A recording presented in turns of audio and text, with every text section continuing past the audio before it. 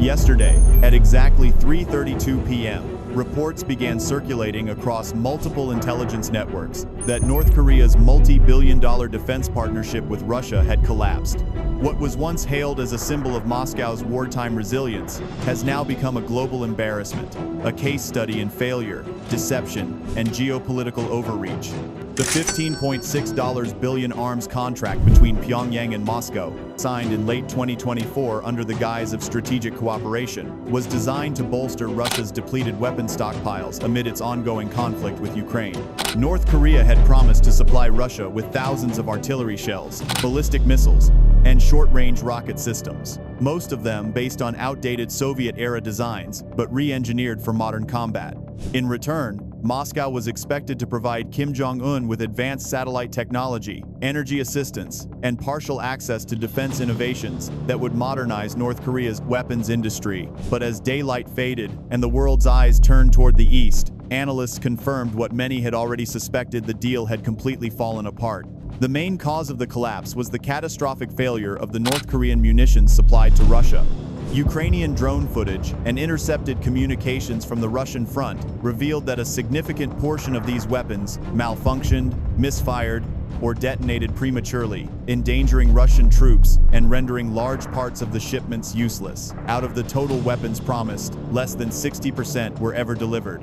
Of those, nearly half were deemed unreliable, unfit for combat, or technologically inferior. For Moscow, this was more than a logistical failure. It was a political and strategic humiliation. For Pyongyang, it was an economic catastrophe. Facing the pressure of war, sanctions, and dwindling domestic production, Russia had turned desperately to its few remaining allies: North Korea, Iran, and China, hoping to sustain its military efforts through external partnerships. But as 2025 progressed and Ukraine's counteroffensives grew more sophisticated with Western technology, these alliances began to fracture under strain. North Korea's failure became the most dramatic example yet of how Russia's reliance on sanctioned states had backfired.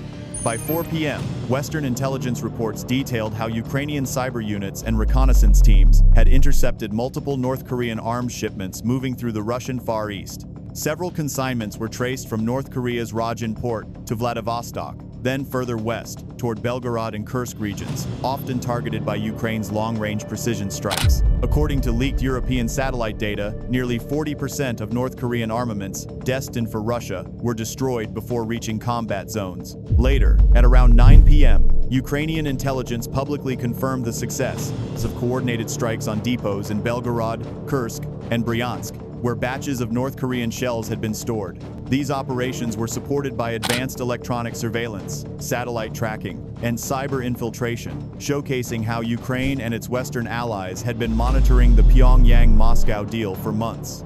The losses were devastating for both nations. For Kim Jong-un, the deal represented a rare opportunity to reassert North Korea's international relevance, bring in billions in foreign currency, and secure new technology to strengthen his domestic arms program. Instead, it exposed his regime's technological limitations and industrial fragility.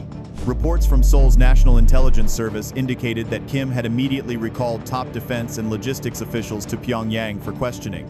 Inside sources hinted that internal purges might already be underway, with several mid-level officers likely to be scapegoated for the disaster. State media in Pyongyang went silent on the subject, and satellite imagery revealed heightened activity near key military-industrial sites, possibly related to investigations or arrests.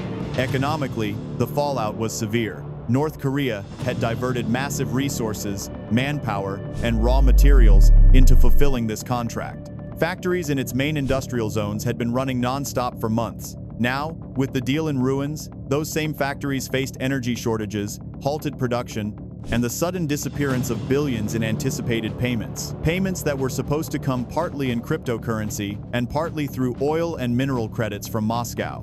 Meanwhile, in the Kremlin, the response was equally chaotic. Я поручаю Министерству иностранных дел, Министерству обороны Российской Федерации, специальным службам и гражданским ведомствам, соответствующим гражданским ведомствам, сделать все для того, чтобы собрать дополнительную информацию по этому вопросу, провести ее анализ на площадке Совета Безопасности и внести согласованные предложения о возможном начале работ по подготовке испытаний ядерного оружия. Russian state media carefully avoided mentioning the deal altogether, but leaked internal memos painted a bleak picture of confusion and frustration among defense officials. The Ministry of Defense reportedly labeled the collapse as a strategic embarrassment. The timing could not have been worse. As Ukraine intensified its counteroffensive operations, Russia found itself running out of reliable ammunition and struggling to maintain supply chains. The internal blame game quickly began. Senior officials questioned why Moscow had invested billions in a contract with such an unreliable partner, while others pointed fingers at corruption within the procurement process.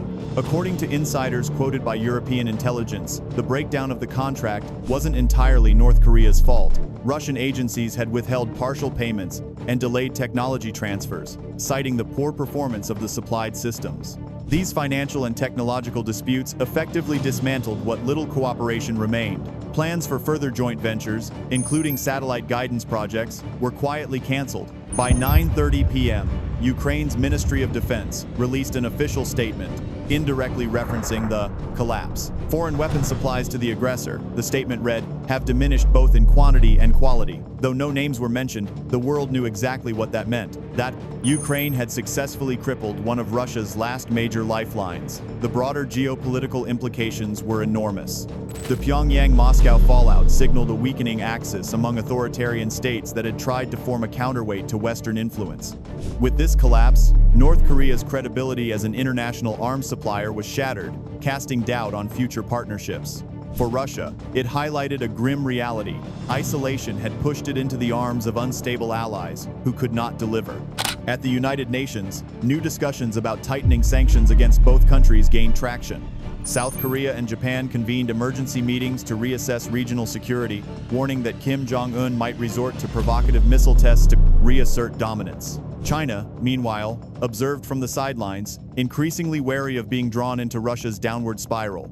By 10:25 p.m., major global outlets from Washington to Tokyo confirmed what had become undeniable. Kim's $15.6 billion arms contract with Moscow had collapsed in full. What was once promoted as a symbol of defiance against Western pressure had ended as a monumental failure, crippling both nations politically and economically. As dawn broke, the world's top defense analysts reached a consensus. This was not merely the breakdown of a single contract, but a reflection of Russia's crumbling network of wartime alliances. The shadow economy that Moscow relied on to bypass sanctions was falling apart piece by piece. For Kim Jong-un, the failure stripped away the illusion of strength he had projected to his people and allies. For Vladimir Putin, it exposed the fragility of his wartime logistics and the growing cracks within Russia's military-industrial complex. And for Ukraine, it marked yet another victory, not on the battlefield, but in the invisible war of intelligence, technology, and endurance. In the end, the collapse of this $15.6 billion arms deal serves as a powerful reminder that even the strongest authoritarian partnerships are built on fragile ground. When built on desperation, secrecy, and deceit, alliances inevitably crumble under pressure. Russia's dependence on sanctioned states has transformed from a strategy of survival into a trap of vulnerability. North Korea's gamble to profit from war has backfired spectacularly, leaving it economically crippled, politically shaken, and more isolated than ever. Russia, once confident in its global network of partners, now stands surrounded by crumbling alliances and a shrinking circle of trust. And amid this chaos, Ukraine continues to prove that strategy, intelligence, and unity can dismantle even the most ambitious of enemy plans. The war is not just being fought on the battlefield, it's being fought in the corridors of power, in the flow of data, and in the silence between nations. If you found this analysis insightful, make sure to hit that subscribe button and stay tuned to Tactical Signal, where we decode power, politics, and warfare shaping the world today.